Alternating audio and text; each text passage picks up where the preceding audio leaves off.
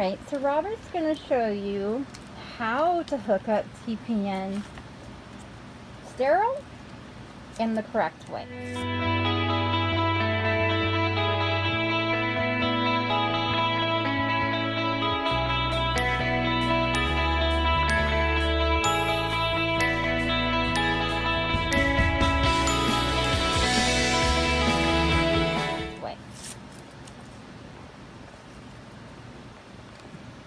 So he has a sterile field all below him. Okay, and then he has gloves, syringe with a needle, because you have to add the vitamins. So normally you get multivitamins that go in your TPN bag every day. You get 2 vials. One vial has a blue top, the other one has like a white top. It's important that you have vitamins, whether you're doing hydration or TPN in your bag, at least once a day. So there's 2 different ways that you can take the vitamins, medication out of a bottle. Now, you're taught by the nurse's way of pushing air into the bottle. That's very hard for some patients. They cannot do it. Now, we do it differently. What Robert does is he actually puts the syringe in the bottle's up, and he pulls it back. It minimizes the bubbles. You know, for people that do it the other way and it works, that's great. But I've had many moms getting support from our organization not know how to get the medicine out of the vial. So right now, see, like, all he is, he's pulling back on the syringe, on the plunger, to get all the vitamins out. And then he puts it in the sharps container.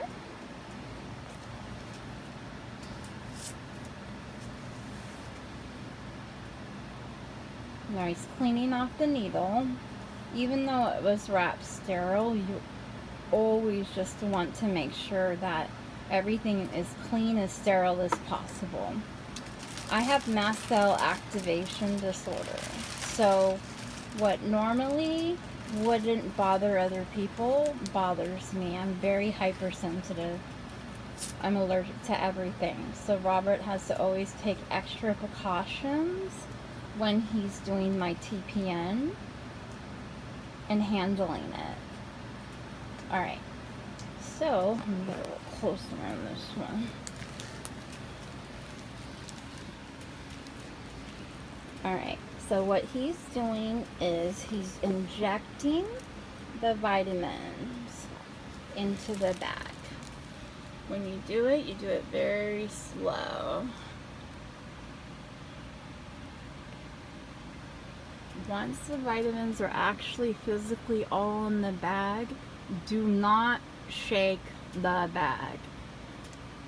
You are supposed to mix it very gently. And to make things a lot easier, it does help when you have the backpack to just go ahead and put the bag in. When I'm really sick, Robert will, you know, do this differently.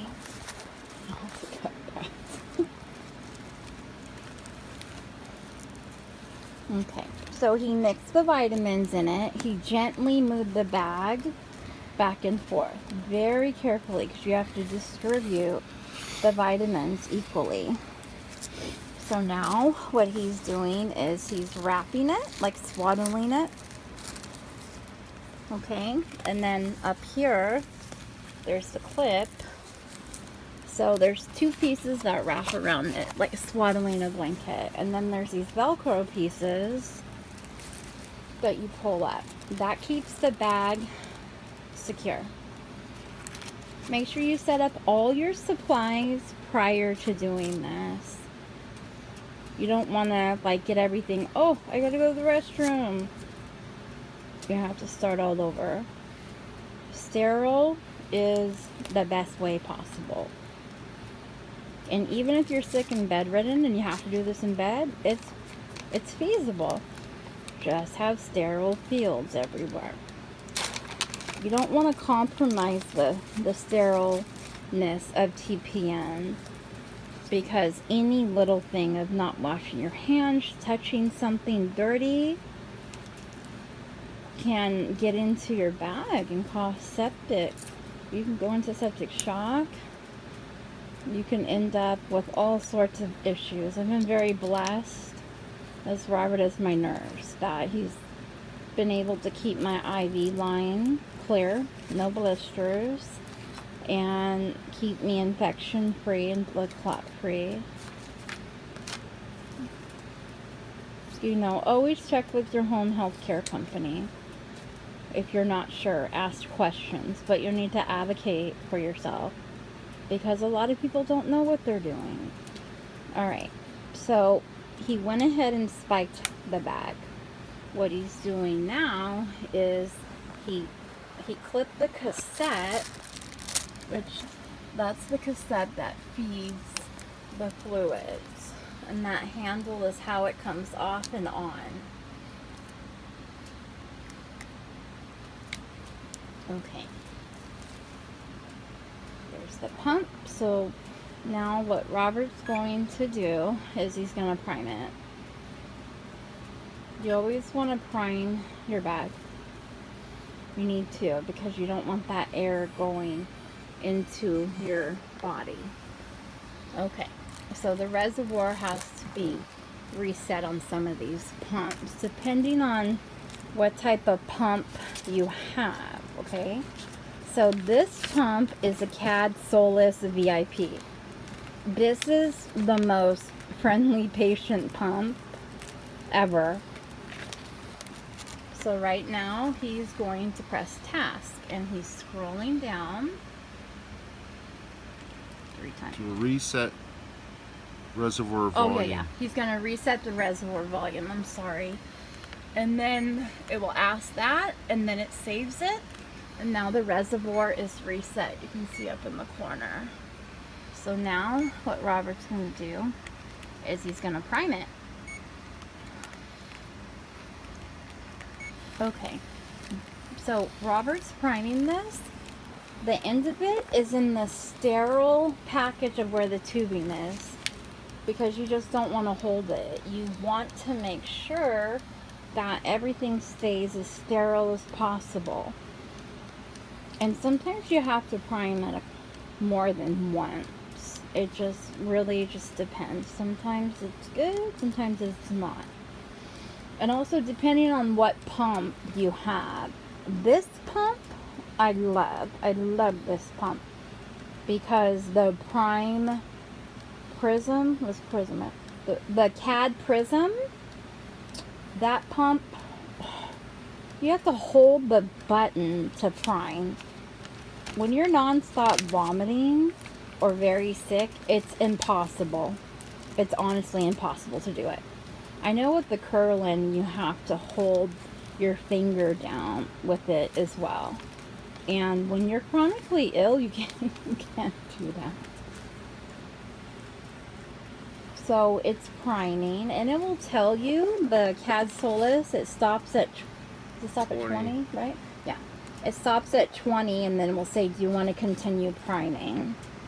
For myself, I have to have Robert do this. And the reason why is, when you're sick, I'm not going to sit here and lie and tell you it's easy. It's not. I mean, I had to do it in the past when he wasn't here, and it took me an hour and a half or longer. So he's holding the tubing up. The reason why he's holding the tubing is he is getting all the bubbles out. That little thing that looks like a dog tag ends up getting bubbles. It's like a little filter, so it protects by the air getting stuck in there.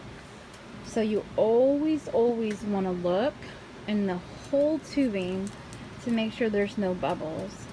And always prime more than once. Starts 20. Yeah. And it says continue priming, and we say yes. So it's still priming.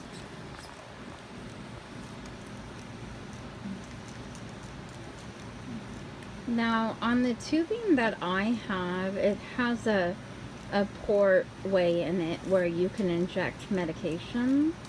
For TPN, we don't use it, and you shouldn't, because a lot of things are not compatible with it. So what we do is once this is primed, we either take the cap of what's in the bag dripping and put it there and tape it, or you know, we just tape it. You don't want to leave that exposed, because if it's dangling, it could touch something and you can pick up an infection. So I have a pick line. I have a Power Pick Solo 2. I love my pick line. I don't want to deal with the port. If it ain't broke, don't fix it. So you can see that the fluids are inside the bag because it's still priming.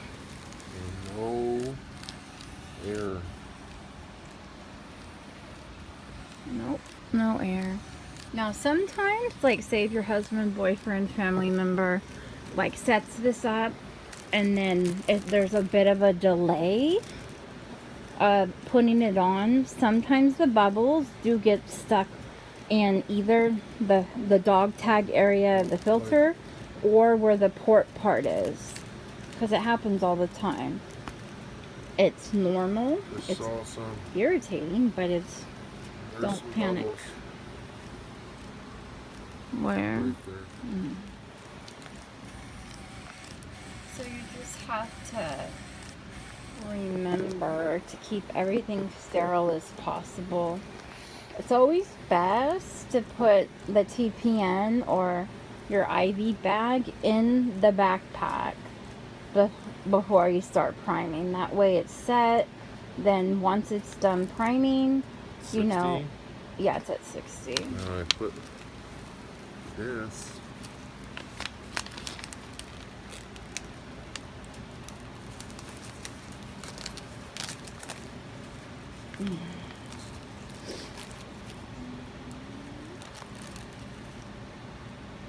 Okay, so right now he's putting the pump that has a little spot on the bag. I never take this out, but basically it tells you how to put it in if you don't know how, and depending on the type of pump that you have.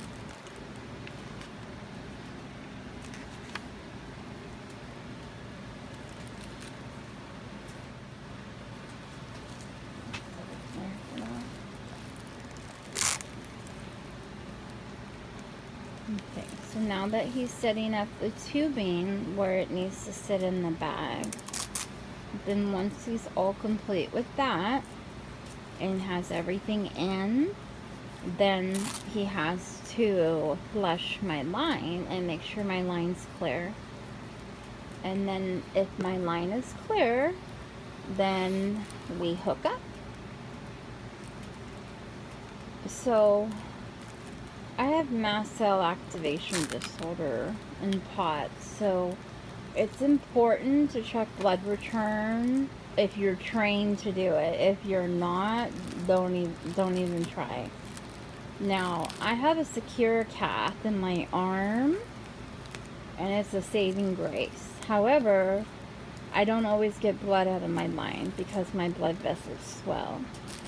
So you typically want to check blood return on the line prior to using it. You can try.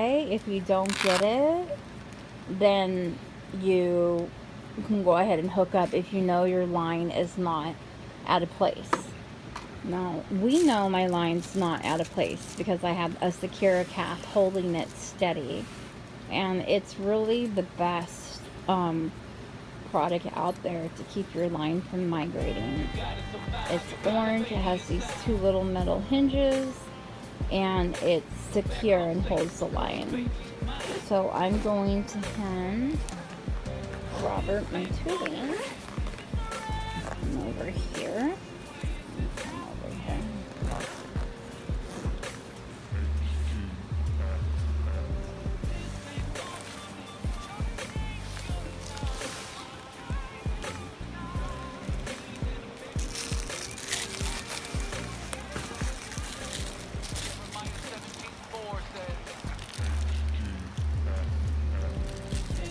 the subscribe button, and don't forget to hit the bell. That way you're notified every time we update a new video.